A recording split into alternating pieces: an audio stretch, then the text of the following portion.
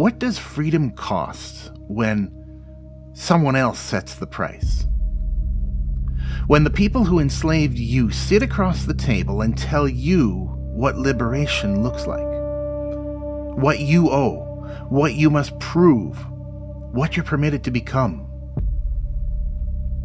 Because that's the version of emancipation the world mostly got. Not liberation, manumission, freedom issued with terms and conditions attached. This isn't a story of whether slavery ended. It did. It's a story of what replaced it, and who built it, and who's still living inside it. The past doesn't stay where we put it. Documented, interpreted, filed away. It accumulates in the silences, in patterns and questions that keep returning, in the distance between what we believe about ourselves and what we become. This podcast is about that distance. These aren't comfortable, convenient, closed stories, but they are true. And now, perhaps more than ever, they matter. This is Time and Again. Last episode we ended in Haiti. The invoice, the warships in the harbor, the first black republic on Earth, forced to pay for its own existence with money it didn't have, borrowed from the banks of the country that had enslaved it. And then we saw Britain take a different path. It paid slaveholders £20 million to give up their property, and handed the formerly enslaved nothing, no land, no wages in arrears, just a legal status, and an apprenticeship system that was basically slavery with a horizon line. It was morally grotesque, but strategically effective. The empire held. The United States had the same choice, but in many ways, they squandered it. Not all at once, but the political will to deal with slavery through managed emancipation eroded across decades of compromise and deferral and evasion. The Missouri Compromise, the Kansas-Nebraska Act, Bleeding Kansas, each one of these is just a kick of the can down the road until the road ran out. And then from 1861 to 1865, more than 600,000 people die, around 2% of the entire population of the young republic. And the South is wrecked. Cities are burned, railroads have collapsed, wealth evaporates. Great Britain pays for emancipation in pounds sterling. The United States pays in corpses. And yet, even then, emancipation isn't the end of the story. It's the start of a new conflict over what freedom is actually allowed to mean. I want you to imagine 4 million people waking up to only silence. Where their master used to stand, for the first time in their lives, for the first time in their parents' lives. There's no overseer, no auction block, no shackles, no whip. That's spring of 1865, and now the question emerges. What happens when people who used to be property become citizens? What happens when a whole society tries to reinvent itself overnight? And for a brief moment, the American South becomes the site of the largest democratic experiment on Earth. Before Congress finishes arguing and before the courts begin interpreting, Black Americans are already moving. They meet in churches. They organize conventions. They write demands. And for a brief, heady period, known today as Reconstruction, it seemed that a new South, a genuinely multiracial democracy, could emerge. Freedom at this point wasn't just some abstract idea. It was being shaped on the ground by the freed people themselves across the South. Freedmen's conventions gather sometimes for days, sometimes for weeks. They bring together formerly enslaved people, black artisans and ministers and veterans, and they draft petitions and resolutions with the urgency of people who know history will not wait for them. And they don't ask for charity. They're there to claim the rights of education and property, and above all, equality before the law. A council in Charleston in November 1865 writes, quote, "We simply desire that we shall be recognized as men, that the same laws which govern white men shall direct colored men, that we be dealt with as others in equity and justice," end quote. An 1864 National Convention in Syracuse declares, quote, "If freedom is good for any, it is good for all. If you need the elective franchise, we need it even more. Clothe us with this safeguard of our liberty and give us an interest in the country to which, in common with you, we have given our lives and poured out our best blood. We may conquer Southern armies by the sword, but it is another thing to conquer Southern hate," end quote. These are such eloquent statements from a people stepping into the light, their eyes still adjusting, asserting their dignity and their stakes in a nation that had long denied their humanity. And what we're discussing here, by the way, is the revisionist perspective on Reconstruction. Because for nearly a century, the dominant account was almost exactly the opposite. The so-called Dunning School of Thought, named after Columbia professor William Dunning, which treated Reconstruction as a period of Northern exploitation and Black political incompetence. And that narrative shaped school curricula, it informed Supreme Court reasoning, and it gave Jim Crow a lot of its academic cover. Du Bois published a direct rebuttal called Black Reconstruction back in 1935, but it was largely dismissed. A modern reassessment of the evidence didn't really set in until historian Eric Foner's 1988 book called Reconstruction: America's Unfinished Revolution. The thought that strikes me most is that Reconstruction was not some naive fantasy imposed from Washington. It was a Black-led democratic experiment unfolding in real time under intense pressure. And for a moment, an astonishing moment, it works. With federal troops still present and new constitutional amendments in place, Black men vote.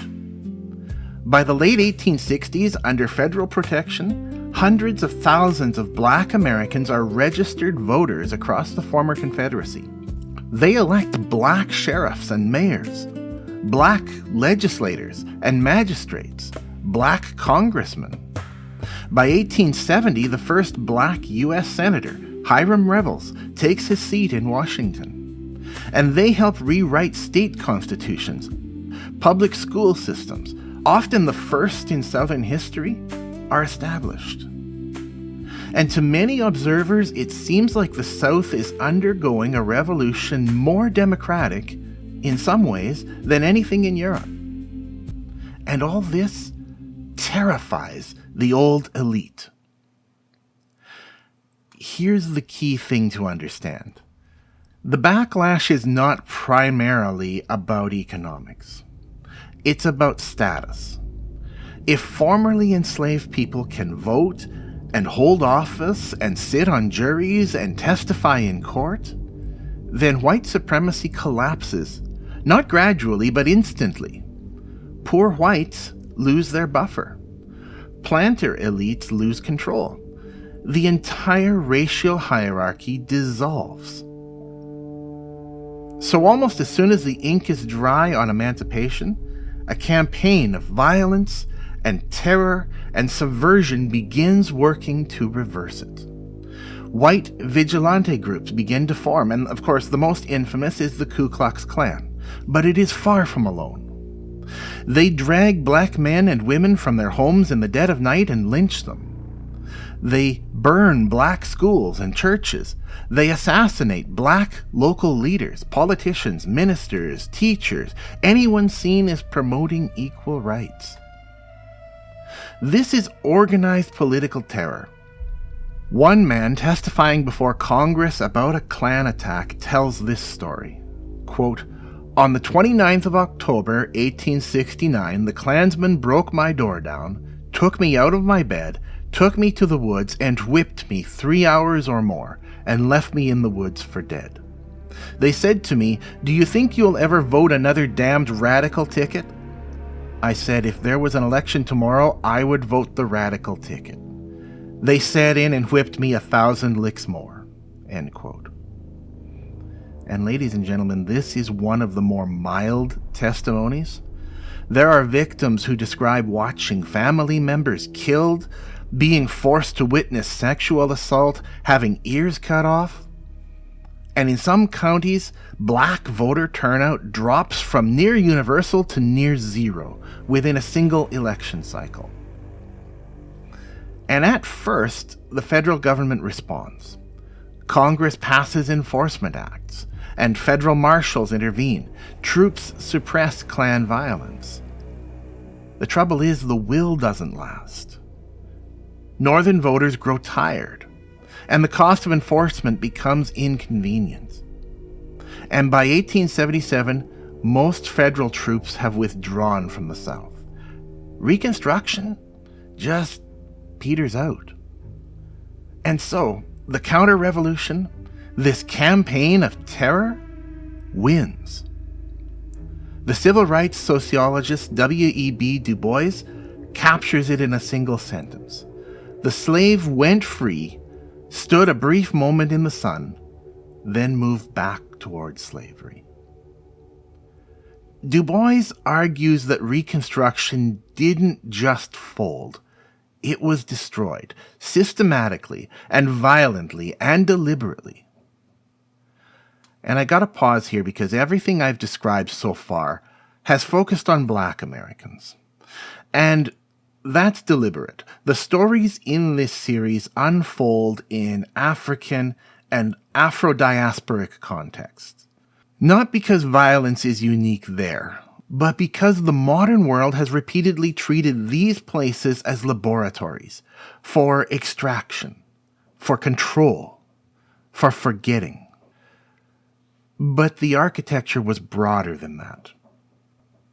In the same decades that Jim Crow segregation is taking root in the South, the U.S. and Canadian governments are forcibly removing Native and Indigenous children from their families, shipping them to boarding schools, designed, in the explicit words of their founder, to kill the Indian, save the man, to strip the language, the name, everything that connected a child to where they came from.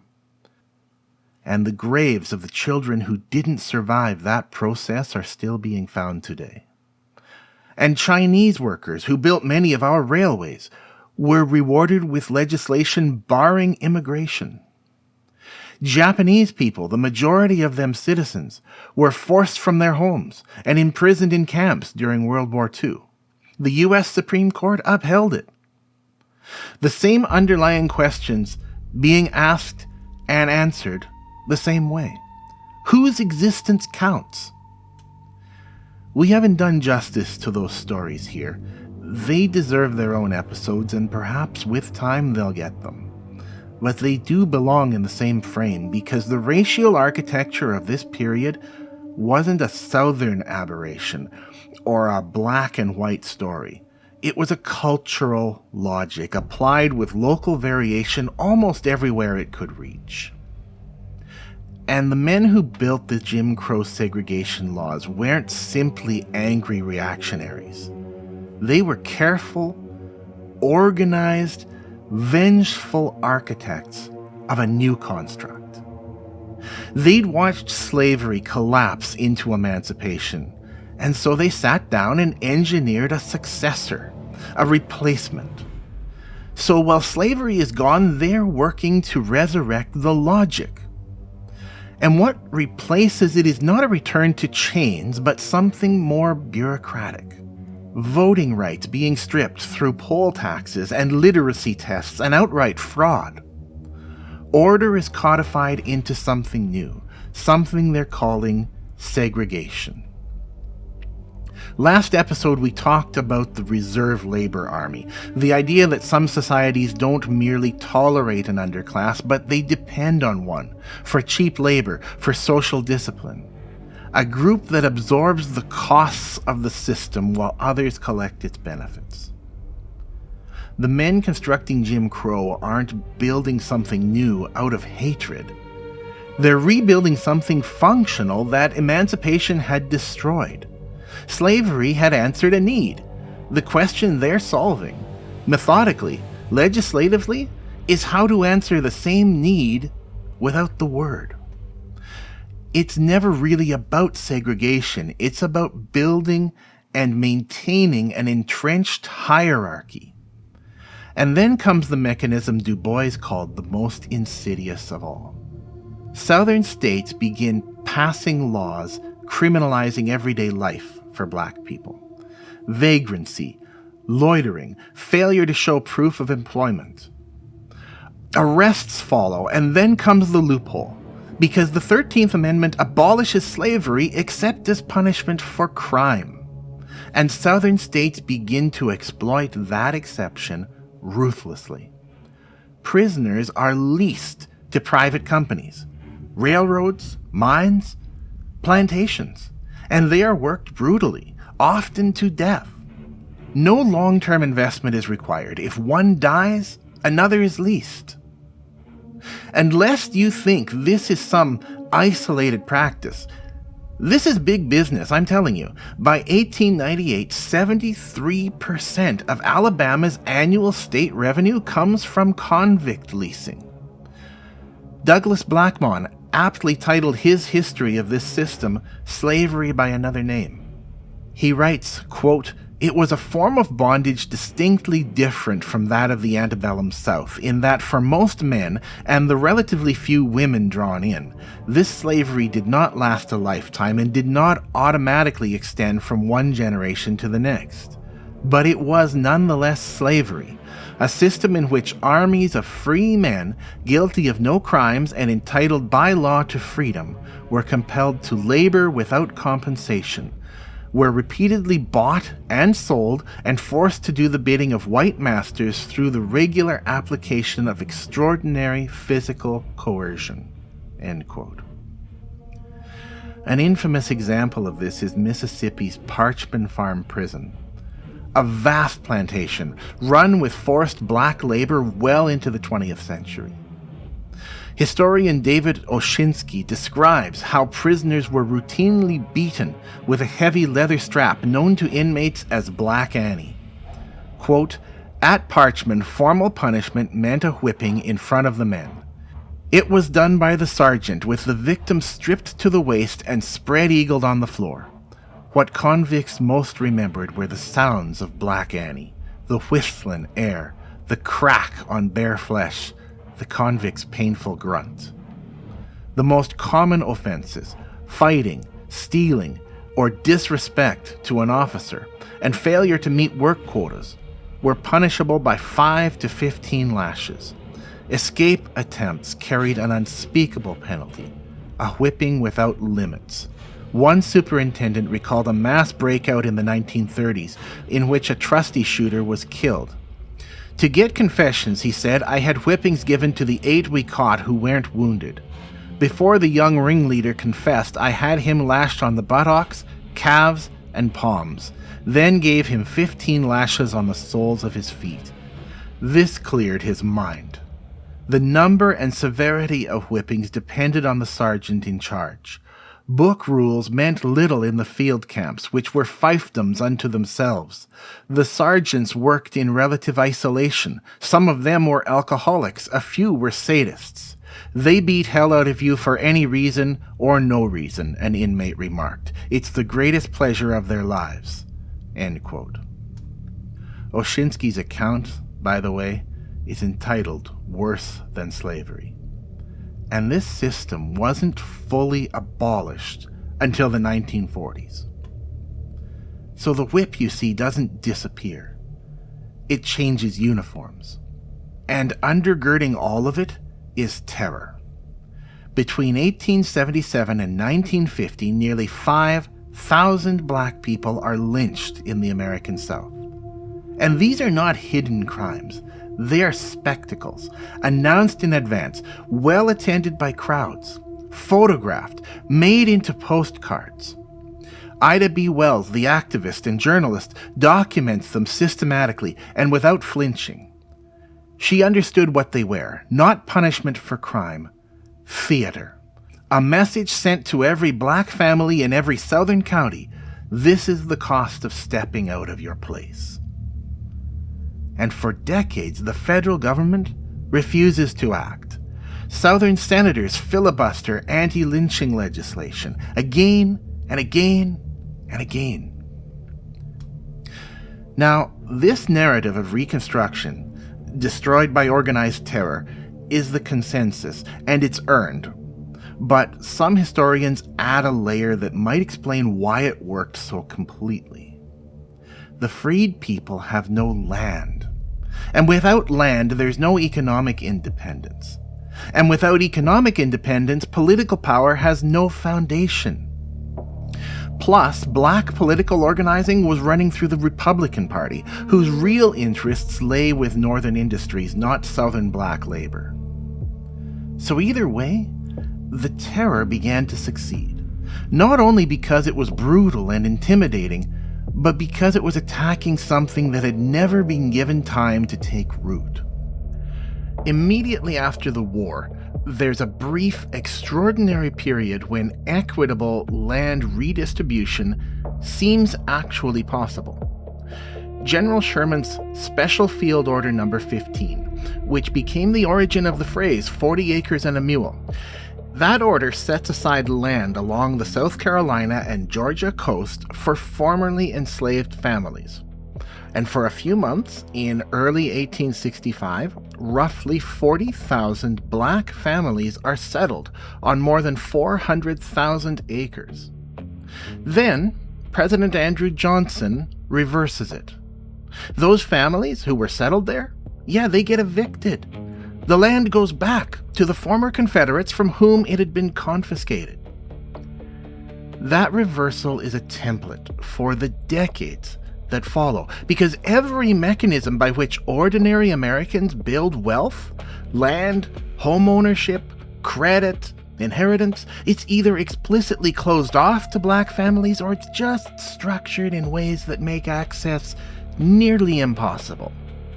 The Homestead Acts, which gave away more than 270 million acres of Western land, they were theoretically open to all citizens, but in practice, black claimants faced violence, legal obstruction, and just the simple reality that land offices were run by the same people running everything else in the South. The promise was available in law and largely inaccessible in practice. And then comes the 20th century. By the 1930s and 40s, the federal government is actively building the American middle class, right? The New Deal, Social Security. And then after the war, the GI Bill, the Servicemen's Readjustment Act of 1944, one of the largest wealth transfer programs in American history. Suddenly 16 million veterans are eligible for low-interest mortgages, for college tuition, for small business loans. This is transformative for white Americans. It creates the American suburbs. It funds a generation of college grads. It builds the white middle class. And black veterans are formally eligible, on paper. In practice, the program is administered locally, so Southern banks refuse to process black veterans' mortgage applications. Universities receiving GI Bill funds remain segregated. The Veterans Administration itself steers black applicants away from benefits. Historian Ira Katznelson, in his book When Affirmative Action Was White, documents this in precise, damning detail. The GI Bill, he writes, quote, was deliberately designed to accommodate Jim Crow, end quote. Of the first 67,000 mortgages insured by the GI Bill in New York and New Jersey, fewer than 100 go to non-white families. Meanwhile, the federal government is literally drawing maps. Starting in the 1930s, the Homeowners Loan Corporation, a New Deal agency, grades neighborhoods across American cities by investment risk. The highest risk areas, shaded red on the maps, are almost universally black neighborhoods, regardless of the individual credit worthiness of the people living there. This is redlining, and private banks use these maps for decades, and the consequences are staggering. As Katznelson writes, quote, missed chances at homeownership obviously compound over time. Renters accumulate no equity, while homeowners almost always secure financial gains that exceed inflation, end quote. If you can't get a mortgage, you can't build equity. If you can't build equity, you can't pass wealth to your children. If your neighborhood is redlined, businesses won't invest, schools get underfunded through property taxes, and infrastructure decays. The neighborhood itself becomes the evidence used to justify that original designation. And this isn't ancient history. Redlining wasn't formally prohibited until the Fair Housing Act of 1968. And by that point, successive generations of wealth building have passed Black Americans by. There's also the violence done directly to communities that managed to build something anyway. Greenwood, Oklahoma, known as Black Wall Street, was one of the wealthiest black communities in the United States. Banks, hotels, law offices, theaters, built from scratch by black entrepreneurs after Reconstruction. But in May and June of 1921, a white mob burns it to the ground. 35 blocks, somewhere between 100 and 300 people killed. 1,200 families' homes are destroyed. The residents are never compensated. The perpetrators are never charged. Rosewood, Florida, 1923, an entire black town destroyed in 8 days of racial terror following a false accusation. The state of Florida doesn't acknowledge it officially until 1994. And these aren't aberrations. Across the South and into the North, any black community that accumulates visible wealth becomes a target. The message is consistent. Prosperity is not permitted. You're not meant for wealth. Accumulation is dangerous. Get too visible and we will take it. And then, as Jim Crow makes the South unlivable, black Americans begin to leave. The Great Migration, really two Great Migrations from roughly 1910 to 1940, and again from 1940 to 1970, moves 6 million people northward and westward. Chicago, Detroit, New York, Los Angeles. They're not fleeing to paradise, they're choosing between kinds of oppression because the North has its own architecture. Restrictive covenants, private agreements among white homeowners not to sell to black families are common in northern cities by the late 1920s and aren't struck down by the Supreme Court until 1948, and even then, they continue to be enforced informally for years afterward. Black families who somehow secure housing outside designated areas find their windows broken, their lawns burned. In Chicago, white mobs attack black families in white neighborhoods so regularly that it barely makes the papers. And so the ghetto isn't accidental, it's engineered. The black neighborhood in the northern city is not a failure of black ambition. It's the physical product of a century of systematic exclusion from every wealth-building mechanism the American economy offered. The sociologist Richard Rothstein in The Color of Law argues that this was not de facto segregation. That is, not the cumulative result of individual choice. It was de jure segregation. That means the deliberate result of government policy at every level over decades. The wealth gap between black and white American families today, roughly 10-1 by most measures, is not mysterious. It's compounded interest on dispossession.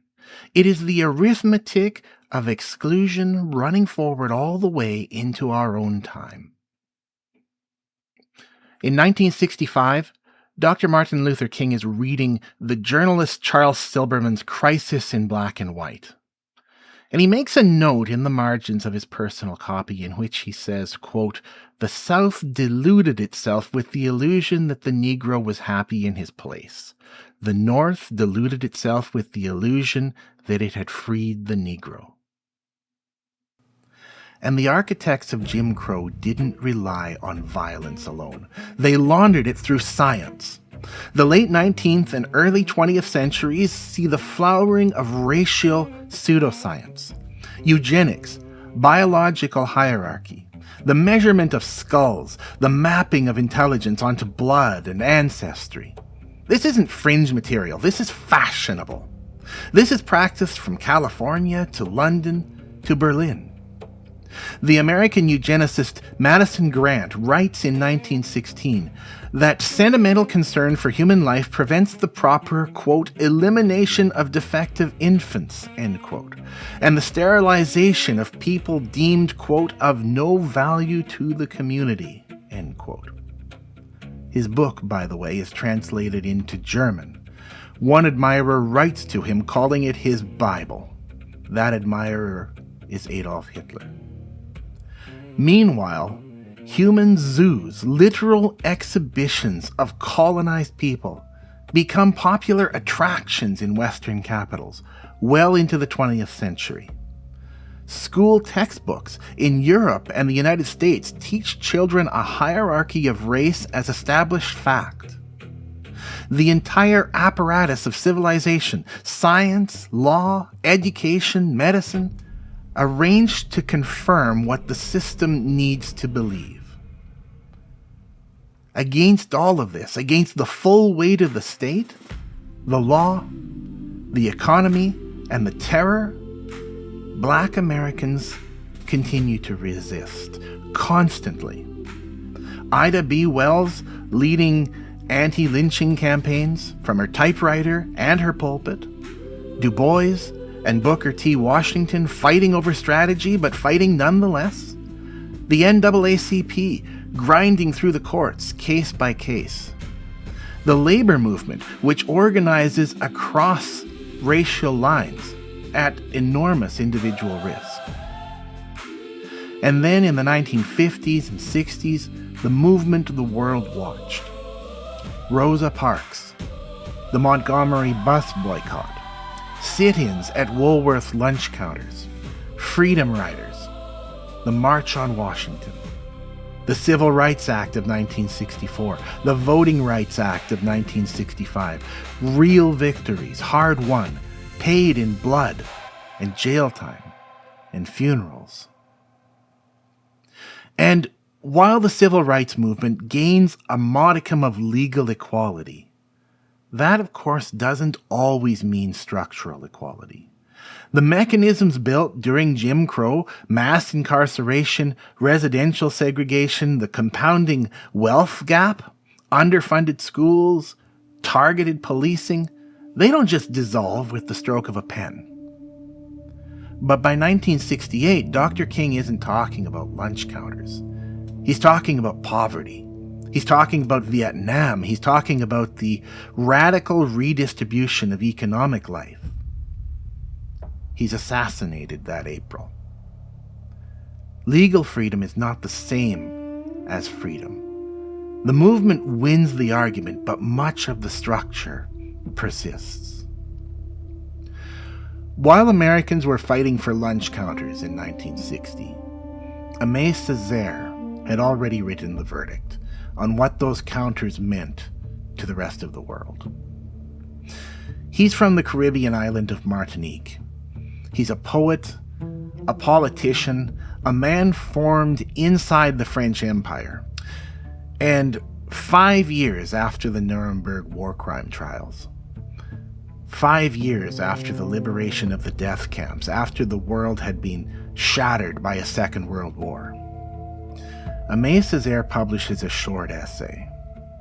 It's called Discourse on Colonialism. And it is not polite. Because Europe in 1950 wants to tell itself a story.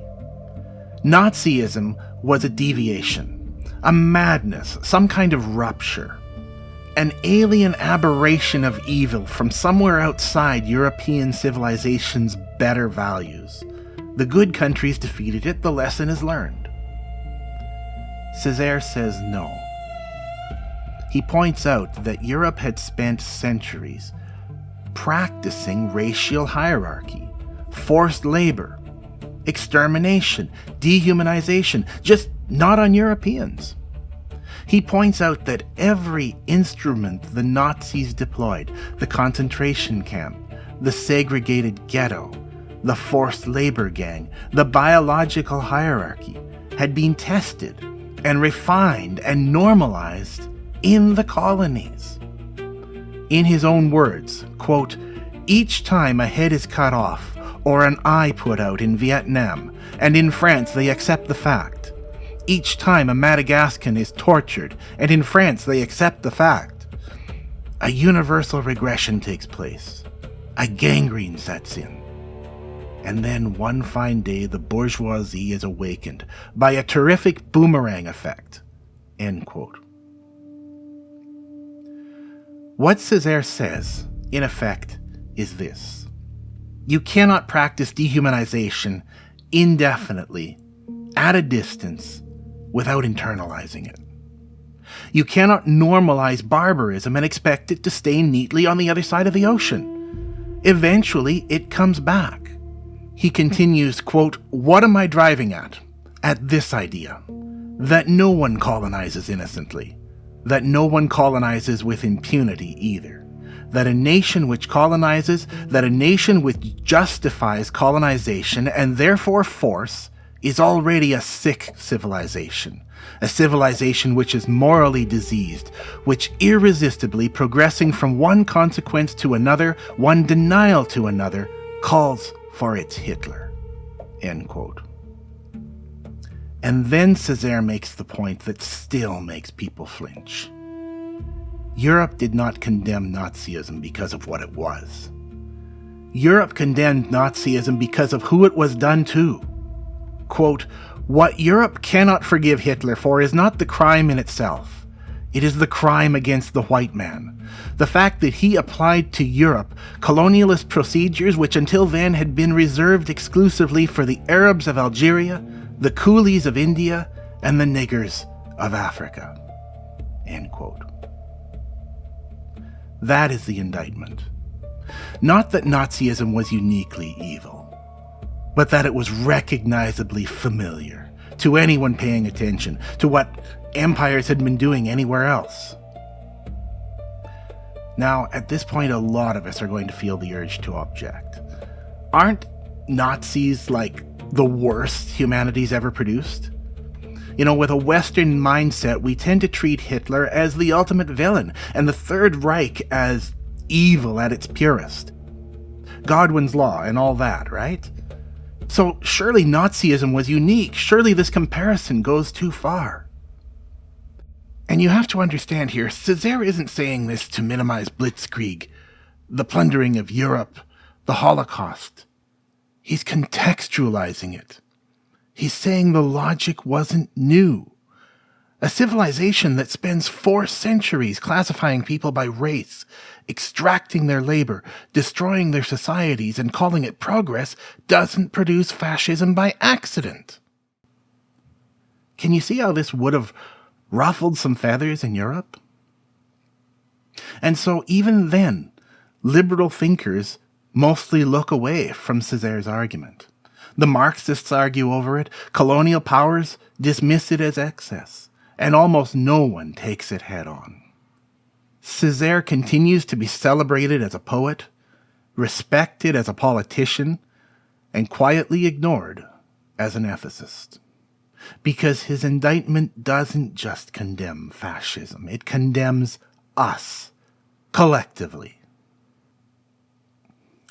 I don't know if you've spotted it yet, but what we've been watching is the same mechanism operating in different registers. Haiti proves the racial order can be broken, so the racial order punishes Haiti with isolation, with debt, with occupation, until the proof is buried under rubble. Britain abolishes slavery and compensates the slaveholders. The freed receive nothing. The hierarchy, more or less, persists. The United States bleeds to end slavery, builds a genuine multiracial democracy, and then allows it to be destroyed by terror and rebuilt as a caste system sophisticated enough to operate without chains. If Haiti is the story of freedom claimed and extorted, American Reconstruction is the story of freedom gained and dismantled. And all the while, across the Atlantic, the ideology that justified slavery becomes the organizing principle of an entire world order. Africa is partitioned, Asia is subjugated, and science itself is conscripted. Same story, different latitudes. We like to locate evil in specific regimes, specific men, specific ideas, because that makes it over. Césaire's argument, and it is more than 70 years old, and it remains in most elite curricula optional reading, is that it has never been a regime. It was a mindset, a structure, and structures don't end with defeated armies. They end when the people living inside them decide to see them clearly. And we're not there yet. Because when that world order finally produced its logical endpoint, industrial-scale war and racial extermination applied to a people Europe recognized as people, Europe called it a crime against humanity, which it was. But then, here's Césaire's unbearable question. What was it before? When the camps were in Namibia and Kenya? When the forced labor was in Congo and Rhodesia? When the ghettos were in Charleston and Memphis? When the lynchings were announced in newspapers and attended like county fairs? What was it then?